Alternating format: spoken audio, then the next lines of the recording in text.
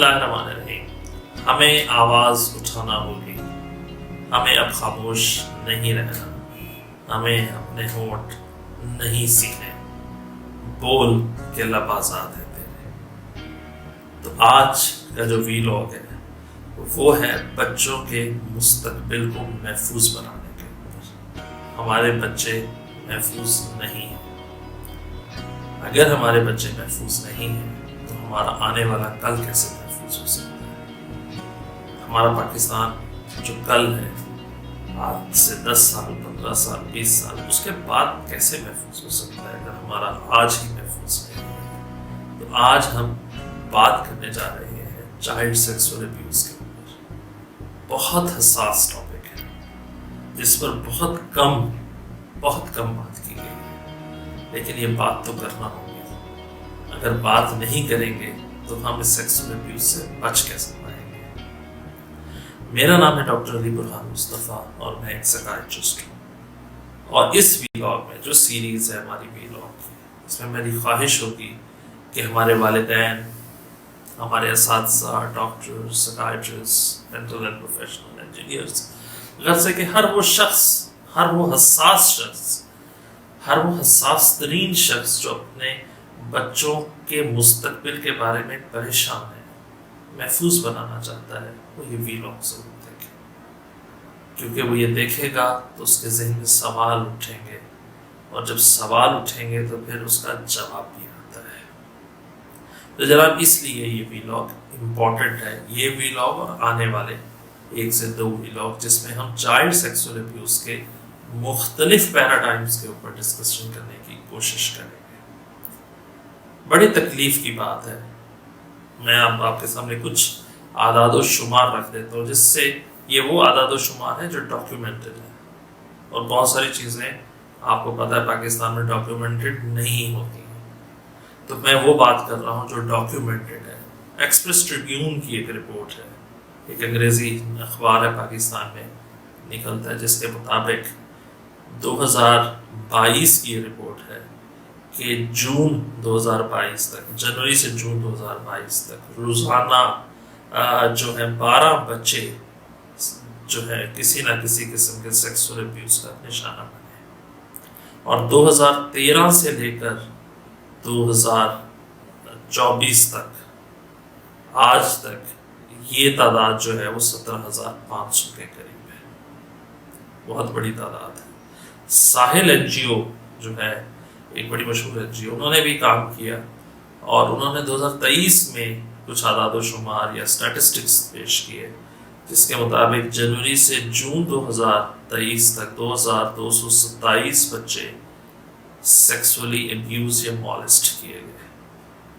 یہ رپورٹ بھی کافی چونکا دینے والی ہے، جس سے ہمیں اندازہ ہوتا ہے کہ 2000 سے لے کر اب تک کتنے بچے ہیں آفیشلی یا اعداد و شمار جو ڈاکیومنٹڈ ہے اس کے مطابق سیکسول ابیوز مولسٹیشن کا شکار بنے. اور اس سے بڑھ کر دکھ کی بات یہ ہے کہ جو کنوکشن ریٹ ہے، یعنی سزا دینے کا، وہ 2% سے بھی کم ہے. مطلب اگر 10 لوگ پکڑے جا رہے ہیں سیکسول ابیوز میں، تو میں 1 سے 2 لوگ ہیں جن کو سزائیں ہو رہی ہیں یا جن کو کوئی پنشمنٹ ہوئی ہے. اس سے آپ کو اندازہ ہوگا کہ سیکسول ابیوز کی پریولنس یا ہونا اتنا بڑھ کیوں گیا، کیونکہ لوگوں کو خوف ہے ہی نہیں کہ یہ بھی کوئی جرم ہے.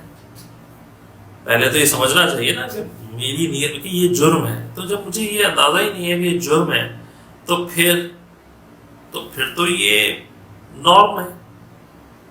تو ہمیں یہ پہلے سمجھانا ہوگا کہ یہ ایک کرائم ہے. یہ دنیا میں کسی بھی مہذب ترین دنیا میں، حساس ترین ملکوں میں ایسا نہیں ہوتا ہے. یہ ایک جرم ہے، اور یہ جرم جو ہے اس کی باقاعدہ سزا ہے، اس دنیا میں بھی اور آخرت میں بھی. یہ جاننا ہوگا. تو یہ جرم ہے تو پھر جرم کا ارتکاب نہیں ہونا چاہیے. لیکن پھر بھی اگر آپ دیکھیں تو کنوکشن ریٹ بہت کم ہے. ابھی کہانی شروع کیسے ہوئی؟ میں ہلکی سی آپ کے سامنے ایک پکچر پیش کر رہا ہوں جو کہ ڈاکیومنٹڈ ہے. کوشش کر رہا ہوں. سن 2000 میں جاوید اقبال مغل ایک شخص تھا لاہور میں. اس نے 100 بچے مار ڈالے. ریپ کر کے، 100 بچے مار ڈالے ریپ کر کے. اور جج صاحب نے اس کا فیصلہ دیا کہ اس کو پھانسی دی جائے، پھر اس کے اتنے ٹکڑے کیے جائیں اور پھر ہر ٹکڑا تیزاب میں پھینکا جائے. لیکن مجھے اس پوری ججمنٹ کو پڑھنے کے بعد کہیں یہ نہیں لگا کہ پریونشن پہ کوئی بات کی ہے. کیپٹل پنشمنٹ تو ہو گئی، لیکن پریونشن پر بھی کوئی کسی نے بات کی ہے. مطلب شاید جج صاحب کو لگا کہ شاید جاوید اقبال مغل پورے پاکستان میں ایک ہی شخص ہے جو کہ سیکسول ابیوزر ہے، اور اس کے بعد نہ اس سے پہلے کوئی پیدا ہوا تھا اور نہ بعد میں کوئی پیدا ہوگا، تو انہوں نے ایک ہی کو سزا دے دی. اور یہ نہیں سوچا سوسائٹی کے لیے، جسے تھراپیوٹک جورسپروڈنس کہتے ہیں. یہ صرف کرمنل جورسپروڈنس نہیں ہوتی ہے، تھراپیوٹک جورسپروڈنس کے آنے والے وقتوں میں یہ نہ ہو، اس کے لیے کچھ پریونشنز کے لیے کچھ درس گاہوں کے بھی رول ہیں، کچھ ہمارے علماء کے بھی رول ہیں، کچھ ہمارے مکاتب فکر کے بھی رول ہیں، کچھ ہماری سول سوسائٹی کے بھی رول ہیں، والدین کے بھی رول ہیں، اساتذہ کے بھی رول ہیں، ڈاکٹرز کے بھی رول ہیں. تو یہ بھی تو بتانا ہوگا آپ کو معاشرے کو. تو یہ کہیں گائیڈ لائنز نہیں دی گئی کہ نصاب میں ایسی کوئی تبدیلیاں کی جائیں، کچھ لوگوں کو اویئر کیا جائے. ایسا کچھ نہیں ہوا اور ہوا بھی نہیں. یہ کہانی یہیں ختم ہو گئی. اس شخص نے مرنے سے پہلے ہی خودکشی کر لی اور وہ اس دنیا سے چلا گیا. 2014 میں آپ کے سامنے 16 دسمبر 2014 میں کتنے ہی بچے آرمی پبلک اسکول میں جو ہے وہ شہید کر دیے گئے، پھول جیسے معصوم بچے. 2015 آتا ہے قصور، 300 بچے سیکسولی ابیوز کیے گئے، ریپ کیے گئے. یہ بہت بڑا فکر ہے. ایک قصور سکینڈل ایک پوری پاکستان کی تاریخ کو ہلا کے رکھ سکتا ہے. 2014 کا آرمی پبلک اسکول سٹینڈرڈز جو ہے وہ ہلا سکتا ہے کہ کتنے ہی بچے یا تو مار دیے گئے یا ریپ کر دیے گئے یا سیکسولی مولسٹ کیے گئے. لیکن کام کیا کیا گیا اس کے بعد نہیں نظر آیا، کچھ نظر نہیں آیا. ہاں ایک جوینائل جسٹس سسٹم آرڈیننس آ گیا شاید، ادروائز کوئی آپ کو خاطر خواہ چیزیں نظر سامنے نہیں آئی. اس کے بعد آگے چلتے ہیں. 2018 وہی قصور اور وہاں زینب امین انصاری 7 سالہ بچی جس کو عمران علی نے ریپ کیا، سیکسولی مولسٹ کیا، ریپ کیا اور پھر مار کر کسی کوڑے کٹ میں پھینک کر چلا گیا. یہ تھا زینب امین انصاری کا عمران علی کے ہاتھوں ایک سیکسول ابیوز ہونا.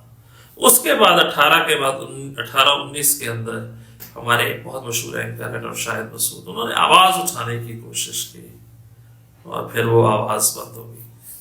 کیونکہ آپ سب کو معلوم ہے اندھے کانے گونگے اور بہرے لوگوں کی دنیا میں آوازیں نہیں اٹھائے جانے دی جاتی، ان کو اکثر خاموش کروا دیا جاتا ہے. اور ایسا ہی ہوا کہ وہ آواز خاموش ہو گئی. سیکسول ابیوز پر اٹھنے والی واحد میڈیا کی آواز. اس کے بعد کیا کہانی ختم ہو گئی؟ نہیں، ایسا نہیں ہوا.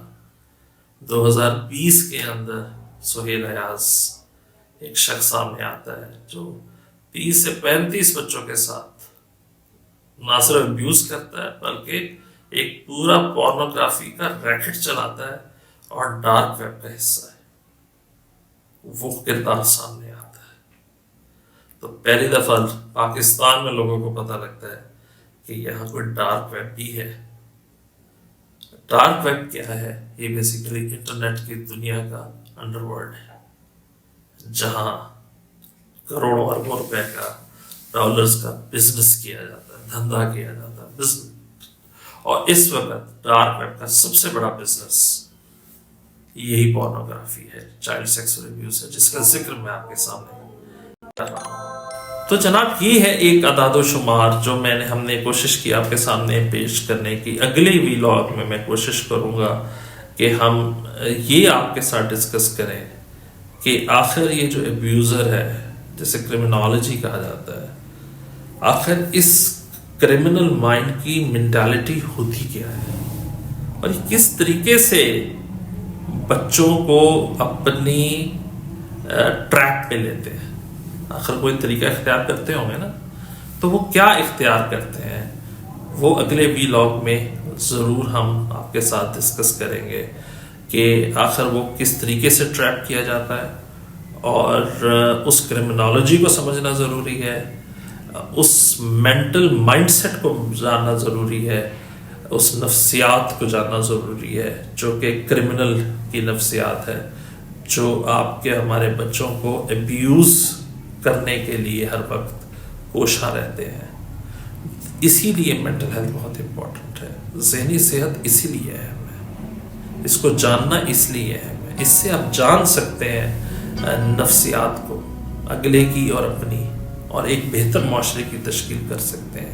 اس لیے میں ہمیشہ کہتا ہوں کہ یہ نصاب میں ذہنی صحت, مینٹل ہیلتھ, سائیکالوجی, یہ بیسک چیزیں پڑھائی جانی چاہیے تاکہ ہماری آنے والی نسل کو, ہماری موجودہ نسل کو یہ اندازہ ہو سکے کہ دنیا کیسے سوچتی ہے, ہم کیسے سوچتے ہیں, اور اچھا انسان بننے کے لیے کیسے سوچا جاتا ہے, اور ایک برا انسان کیسے سوچتا ہے, اور اس کو کیسے کاؤنٹر کیا جانا چاہیے.